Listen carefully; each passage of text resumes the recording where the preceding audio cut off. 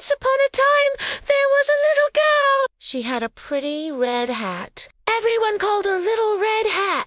One sunny day, her mommy said, "Little Red Hat, Grandma is sick. Please take this yummy cake to her. Be a good girl. Go straight to Grandma's house. Don't talk to anyone on the way." Little Red Hat said, "Yes, Mommy." She took the basket with the cake and skipped into the big forest. The sun was shining and the birds were singing. She saw beautiful flowers. "Oh, pretty flowers. I will pick some for Grandma," she thought. While she was picking flowers, a big wolf came out from behind a tree. "Hello, Little Red Hat," said the wolf with a big smile. "Hello, Mr. Wolf," she said. "Where are you going with that basket?" asked the wolf. "I'm going to my grandma's house." "She is sick," answered Little Red Hat. "Where does your grandma live?" the wolf asked. "She lives in the little house past the big trees," she said, pointing the way. The wolf had a clever idea. "Look at those lovely butterflies," he said.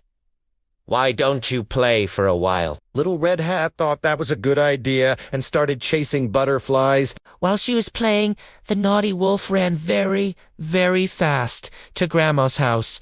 "Knock, knock, knock." He knocked on the door. "Who is it?" called Grandma from her bed. The wolf made his voice sound sweet. "It's me, Little Red Hat. I have a cake for you. Oh, come in, my dear.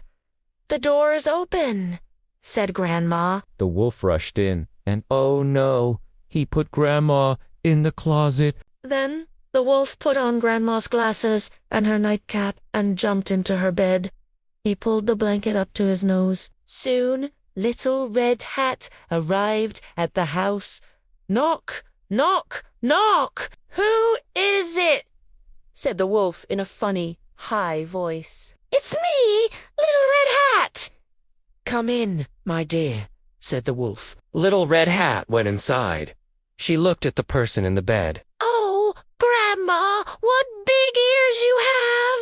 All the better to hear you with, my dear," sighed T-Wolf. "Oh, Grandma, what big eyes you have! All the better to see you with, my dear. Oh, Grandma, what a big mouth you have!" "All the better to eat you with," roared the wolf, and he jumped out of the bed. Little Red Hat was so scared. She screamed, "Help! Help!